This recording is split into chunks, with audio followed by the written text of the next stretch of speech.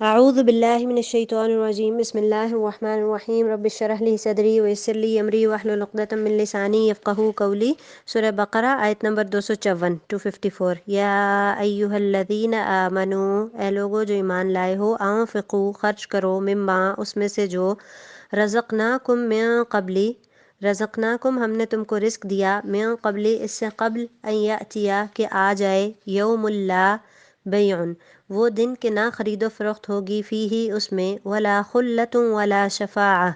اور نہ کوئی دوستی، خلا خلیل دوست کو کہتے ہیں اور خلا دوستی، وا اور لا نہیں، شفاعتن کوئی شفاعت کوئی سفارش، والکافرون اور کافر ہم الظالمون وہی ظالم ہیں۔ اللہ اللہ، لا الہ نہیں کوئی معبود، الا ہوا سوائے اس کے، الحی القیوم زندہ ہے، تھامنے والا ہے، سب کو زندہ قائم رکھنے والا ہے۔ لا تأخذہ نہیں آتی اس کو، سنۃ ولا نوم، سنۃ اونگ، ولا نوم اور نہ نیند، لہو اسی کے لیے ہے، ما جو فی السماواتی آسمانوں میں ہے، وا اور ما جو فی الارض زمین میں ہے۔ من ذا الذی کون ہے جو، یشفع سفارش کرے، عندہ اس کے پاس، الا باذنہ مگر اس کے اذن سے، یعلم وہ علم رکھتا ہے، ما بین ایدیہم جو ان کے سامنے ہے آگے ہے، وما خلفہم اور جو ان کے پیچھے ہے، ولا یحیطون اور نہیں وہ احاطہ کر سکتے، بشیء من علمہ کسی شے کا اس کے علم میں سے، الا مگر بما ساتھ جو شاء وہ چاہے یعنی جتنا وہ چاہے، وسع وسیع ہے، کرسیہ السماواتی اس کی کرسی آسمانوں پر، والارض اور زمین کو، ولا یعودہ اور نہیں تھکاتی اس کو، حفظہما ان دونوں کی حفاظت، وہو العلی العظیم اور وہ بلند مرتبہ، علی اور عالی شان اور عظیم ہے۔ لا اکراہ نہیں کراہت یعنی زبردستی، اکراہ، فی الدین دین میں، قد تبین الرشد تحقیق بیان ہو گئی رشد و ہدایت، من الغی گمراہی سے، فمن یکفر پس جو کوئی کفر کرے، بالطاغوت طاغوت کا، ویؤمن باللہ اور ایمان لائے اللہ پر، فقد استمسک تو اس نے تھام لیا، بالعروۃ الوثقی مضبوط حلقہ مضبوط سہارا، لا انفصام لہا نہیں ٹوٹنا اس کو، واللہ اور اللہ سمیع علیم سننے والا جاننے والا ہے۔ اللہ ولی الذین آمنوا اللہ ولی ہے ان لوگوں کا جو ایمان لائے، اللہ ولی الذین آمنوا یخرجہم من الظلمات وہ خارج کرتا ہے نکالتا ہے ان کو ظلمات سے اندھیروں سے، الی النور نور کی طرف، والذین کفروا اور وہ لوگ جنہوں نے کفر کیا، اولیاؤہم الطاغوت ان کے اولیاء ان کے ساتھی طاغوت ہیں گمراہ کرنے والے ہیں، یخرجونہم وہ ان کو خارج کرتے ہیں وہ ان کو نکالتے ہیں، یخرجونہم من النور نور سے، الی الظلمات اندھیروں کی طرف، اولئک اصحاب النار یہی لوگ آگ والے ہیں، ہم فیہا خالدون وہ اس میں ہمیشہ رہیں گے۔ تو آیت نمبر 254 میں کہا گیا، اے ایمان والو جو ہم نے تمہیں دے رکھا ہے اس میں سے خرچ کرتے رہو، اس سے پہلے کہ وہ دن آئے جس میں نہ تجارت ہے نہ دوستی اور شفاعت اور کافر ہی ظالم ہیں۔ تو خرچ کرنے کا حکم دیا جا رہا ہے، دین کی معرفت بھی جو ہے خرچ کی قیمت پر حاصل ہوتی ہے، کسی چیز کے لیے محنت کر کے جب اس کو حاصل کیا جائے تب اس کی قدر ہوتی ہے، اور فی سبیل اللہ خرچ کرنا بہت اہم چیز ہے، خاص طور پر دین کو پھیلانے کے لیے۔ جس طرح ہم اپنی جسمانی خوراک اور کپڑوں پر خرچ کرتے ہیں اتنی ہی اہمیت ہمیں دین کو اس سے کئی گنا زیادہ دینی چاہیے۔ اور پھر یہ جو کہا گیا نا کہ اللہ تعالیٰ کے راستے میں خرچ کرو، اور جو ہم نے تم کو رزق دیا اس سے پہلے کہ وہ دن آ جائے جس میں نہ کوئی تجارت ہوگی نہ دوستی اور نہ کوئی شفاعت۔ تو یہود و نصارہ کفار اور مشرکین نے اپنے پیشواؤں کے بارے میں یہ عقیدہ بنا رکھا تھا کہ وہ اللہ تعالیٰ سے جو چاہیں بات منوا سکتے ہیں اور وہ ہمیں چھڑوا لیں گے، اور یہی ان کا شفاعت کا عقیدہ تھا۔ تو اب جو ہمیں قرآن و حدیث سے پتہ چلتا ہے وہ ہے کہ شفاعت ہوگی قیامت والے دن، لیکن یہ شفاعت وہی لوگ کر سکیں گے جن کو اللہ تعالیٰ اجازت دیں گے، اور جس بندے کے حق میں اجازت دیں گے اسی کے حق میں شفاعت ہوگی۔ یہ شفاعت فرشتے بھی کریں گے، انبیاء اور رسل بھی، شہداء اور صالحین بھی، لیکن اللہ پر ان میں سے کسی بھی شخصیت کا کوئی دباؤ نہیں ہوگا، بلکہ اس کے برعکس یہ لوگ تو خود اللہ تعالیٰ کے خوف سے لرزاں ہوں گے، جیسا کہ قرآن میں سورہ انبیاء میں آتا ہے نا، وَلَا يَشْفَعُونَ إِلَّا لِمَنِ ارْتَضَىٰ اسی کے لیے شفاعت کریں گے جس کے لیے اللہ راضی ہوگا نا، وَهُم مِّن خَشْيَتِهِ مُشْفِقُونَ اور وہ تو خود اللہ تعالیٰ کی خشیت سے لرزاں ہیں۔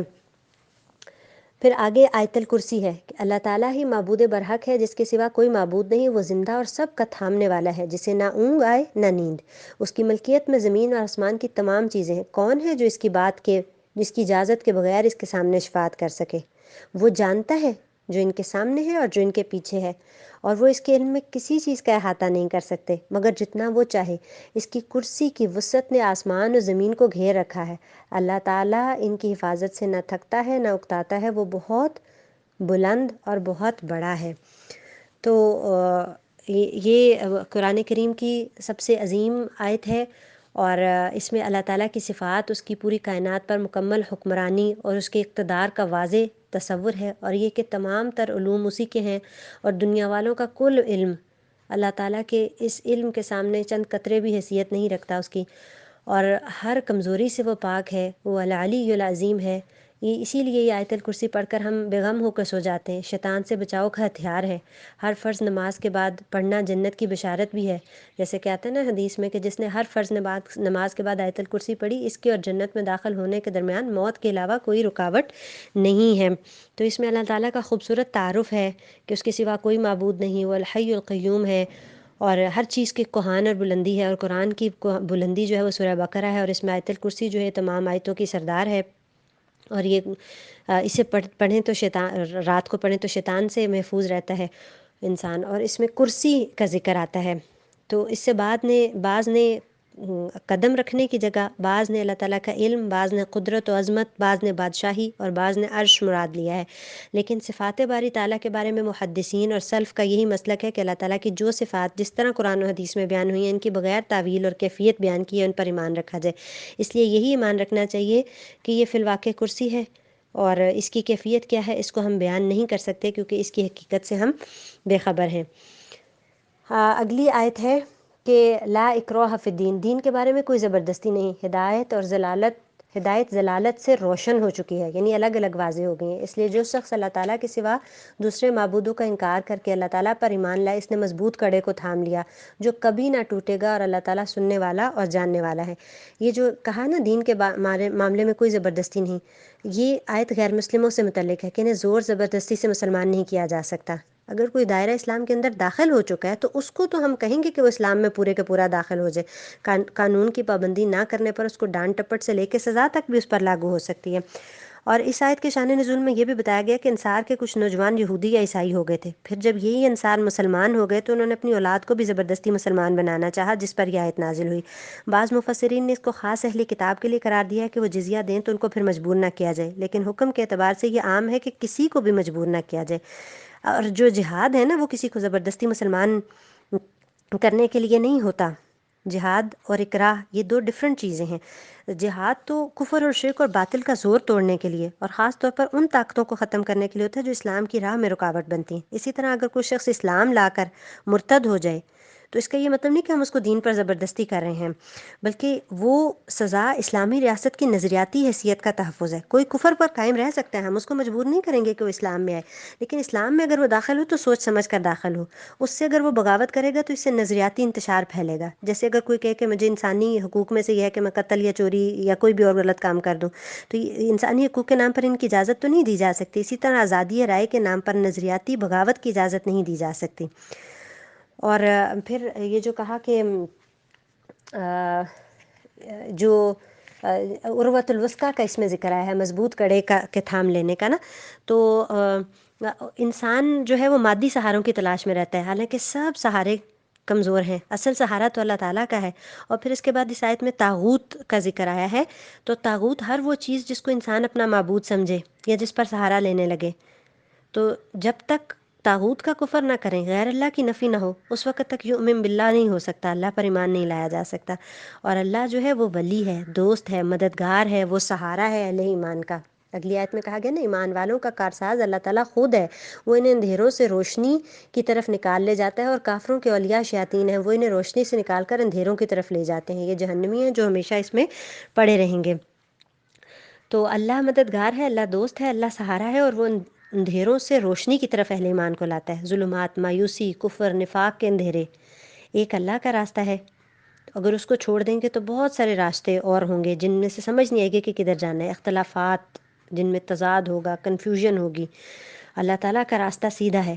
اور شیطان کا راستہ جو ہے وہ اندھیرے کا ہے، کیونکہ اس کے پاس کوئی پلان تو ہے نہیں، وہ کسی منزل تک بھی نہیں پہنچاتا،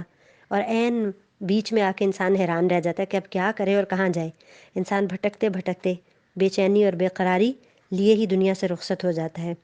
تو ایمان جو ہے وہ اعتماد، یقین، اطمینان کی کیفیت ہے کہ میرا رب وہی ہے اور اس کے فیصلے ہی میرے حق میں بہتر ہیں۔